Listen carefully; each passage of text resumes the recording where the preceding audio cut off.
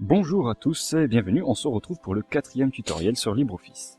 La dernière fois, nous avions appris à formater notre texte et on avait utilisé pour cela deux méthodes, le formatage rapide et le formatage par style. Aujourd'hui, on continue sur ce fonctionnement-là avec l'utilisation des styles de paragraphes que l'on avait abordé la dernière fois. Et aujourd'hui, on va voir comment on peut les modifier et également les créer. Donc il y a un certain nombre de styles prédéfinis qu'on va pouvoir modifier et on pourra à partir de ces styles-là en créer de nouveaux. En première chose, on va retirer le formatage direct de ces éléments-là en les passant en style par défaut. Voilà. On va y appliquer les titres pour les titres 1, puisque ça existe, on va les utiliser. Donc titre 1, les titres 2 qui est le sous-titre, titre 3 qui est le sous-titre, et ainsi de suite. On a deux sous-sous-titres, donc on passe avec deux titres 3. Le reste, on le modifie en... Le reste, on va le modifier en corps de texte, oui, ce sera très bien. Voilà. Et on va voir la modification de ces styles. Donc on va commencer sur celui-ci, alors le corps de texte. On édite des styles de paragraphes, ça nous permet d'accéder à cette fenêtre. Voilà, c'est la fenêtre de gestion des styles de paragraphes. Et donc là on voit que ça, on va gérer corps de texte. En faisant clic droit dessus, on va accéder au style de paragraphe appliqué au paragraphe sélectionné par le curseur. On gère donc un certain nombre de fenêtres avec donc des éléments que l'on va retrouver sur la fenêtre des caractères et également la fenêtre des paragraphes. Donc, on les a déjà vus. Je vais préciser quelques éléments que je n'aurais pas expliqué par exemple. Donc là dans le retrait espacement, je vais faire mes modifications. Donc, vous les voyez, je ne vais pas du tout commenter. Voilà, modification d'interligne, espacement.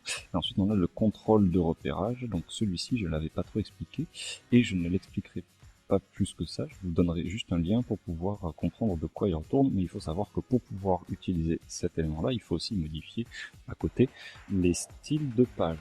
Donc c'est assez compliqué à utiliser, donc je n'en parlerai pas plus que ça. Ensuite, on va dans l'alignement. L'alignement, on avait vu cette affaire-là, et donc là, je vais l'appliquer en justifié, et là, on va voir d'autres éléments qui peuvent s'y appliquer. Donc là, quand on est en justifié, on peut choisir pour la dernière ligne de soit la mettre à gauche, soit la centrer, comme on le voit ici, soit également la mettre en justifié, auquel cas, la totalité de la ligne, même s'il n'y a que 3 mots, ils vont s'écarter sur la totalité de la largeur de la page. Donc, moi, je vais le garder à gauche. Également, il y a la possibilité, lorsqu'il n'y a qu'un seul mot sur la dernière ligne, on étire le mot en entier seul. Ça, je trouve pas que ça très esthétique, donc je n'y toucherai pas. Ensuite, cet élément-là, donc capturer la grille du texte, si elle est active, bien sûr, on peut l'y laisser, ça va pas changer grand-chose, mais pour que ça change, il va falloir activer cette grille. Pour le texte à texte, ici c'est l'alignement, comme on le voit au milieu bas. En fait, c'est tout simplement sur une même ligne, on va pouvoir avoir plusieurs objets de tailles différentes, donc si c'est du texte avec des tailles différentes, etc. Et on va les aligner à selon un espacement vertical. Et c'est là qu'on peut choisir de soit tout mettre au milieu, soit le mettre en bas, soit le mettre en haut, soit utiliser la ligne de base, ou alors le laisser en automatique. Moi je vais le garder en automatique, et si on a besoin de le modifier, ben on pourra très bien faire une croix paragraphe et y accéder par cette fenêtre là. Et donc ça on reverra plus particulièrement lorsqu'on insérera des éléments en tant que caractère, puisque c'est là que ça va surtout se poser comme question. Ensuite nous avons l'enchaînement, donc comme la dernière fois, coupure de mots, l'insertion de sauts, donc on peut mettre un saut de page avant ou après notre paragraphe, ce qui permet tout simplement de passer à une nouvelle page sur notre document sans toucher au reste, et ça se fait automatiquement. Donc on l'insère, on peut le mettre avant ou après, Et on peut aussi y donner un style de page. Voilà, on choisit une. De base, ça va être un saut de page avec le même style.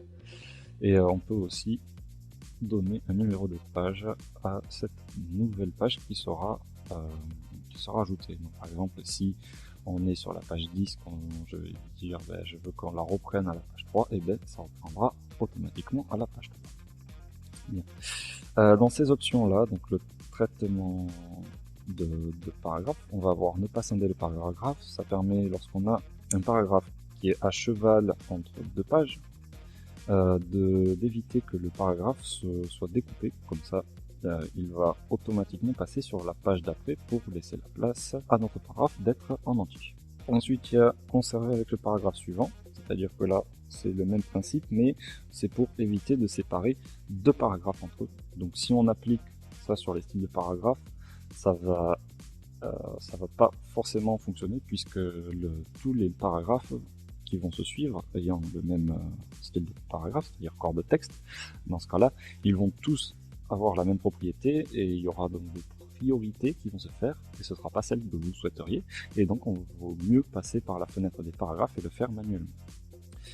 Et ensuite nous avons le traitement des orphelines. Il faut savoir en gros que le traitement des orphelines, ça va permettre de traiter les lignes de début de paragraphe, le traitement des veuves, le traitement des dernières lignes du paragraphe.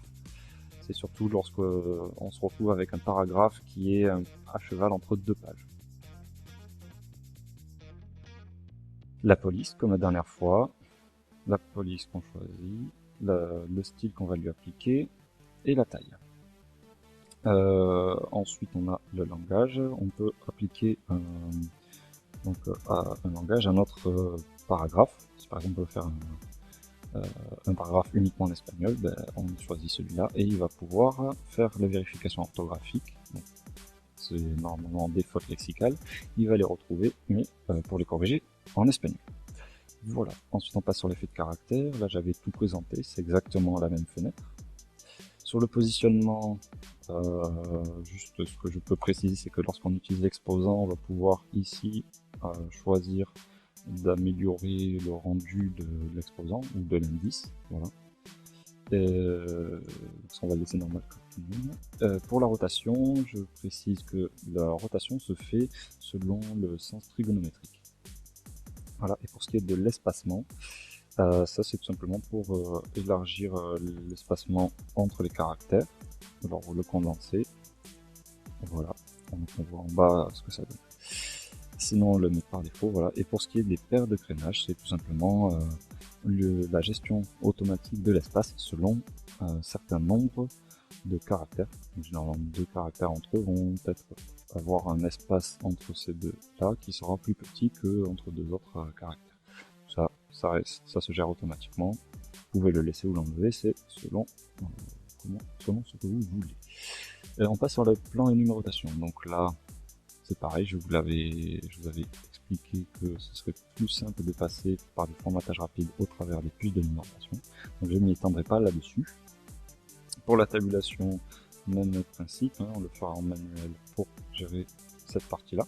Et ensuite, on a les caractères de remplissage. Donc lorsqu'on met en place une tabulation, on peut aussi lui demander de remplir cet espace avec des points, avec des tirets, des underscores, ou alors de choisir nous-mêmes notre caractère en le remplissant ici. Voilà. Pour la lettrine, j'avais fait le tour la dernière fois, donc c'est exactement la même fenêtre. L'arrière-plan, la différence qu'on va avoir, c'est l'image. On va pouvoir intégrer une image, on va la chercher et on va pouvoir la positionner comme si en fait vous refaisiez le papier peint de votre bureau. On repasse sur la couleur et on voit que là on peut aussi afficher pour le caractère, c'est-à-dire que si c'est le paragraphe, on va sélectionner le paragraphe en arrière-plan, mais ça va faire un rectangle. Alors que si on prend ici les caractères, ça va uniquement sélectionner l'arrière-plan de caractères. Voilà, comme si on stabilisait uniquement les caractères. Pour ce qui est des bordures, même principe que la dernière fois.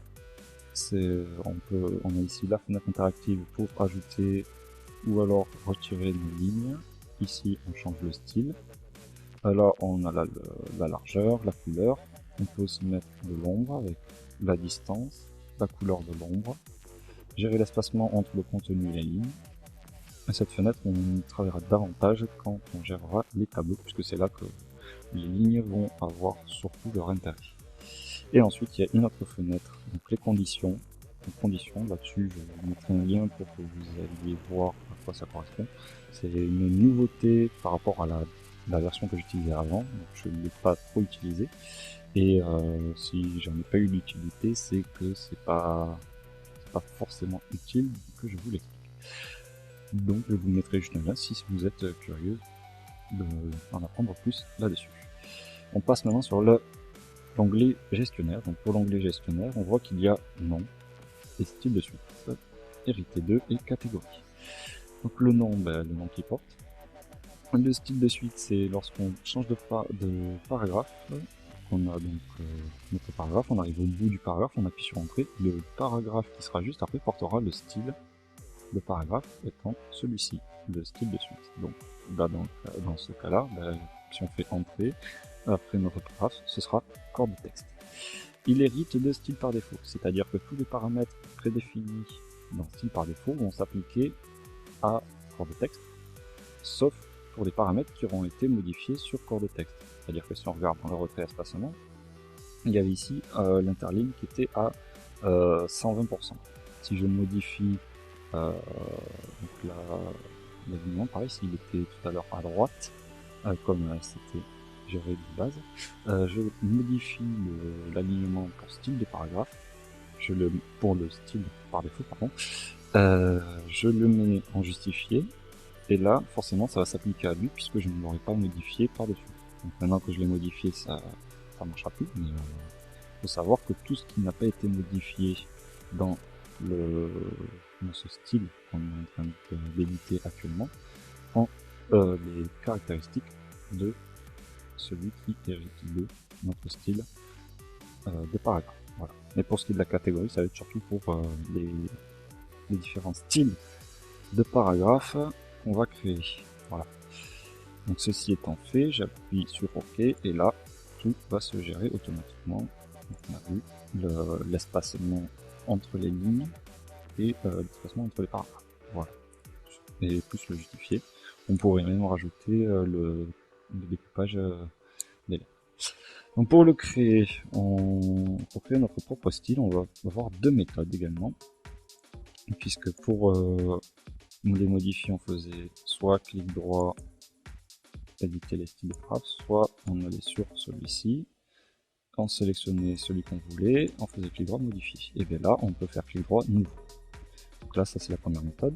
Donc on va faire un nouveau et on va l'appeler paragraphe. Et donc là, quand on fait nouveau, on va voir en fait tout simplement dans le gestionnaire que notre élément hérite de l'élément sur lequel on a cliqué pour nouveau. C'est-à-dire que si j'avais cliqué nouveau en ayant sélectionné sous-titre, j'aurais hérité des propriétés de sous-titre. Donc là, je sélectionne le nom, le paragraphe,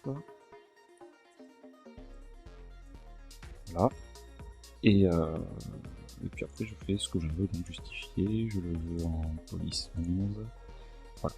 Donc, maintenant, il est créé, mon paragraphe est créé, donc on va pouvoir le retrouver dans la liste ici, voilà. Et il appartient au style personnalisé. C'était la catégorie que j'avais montré tout à l'heure.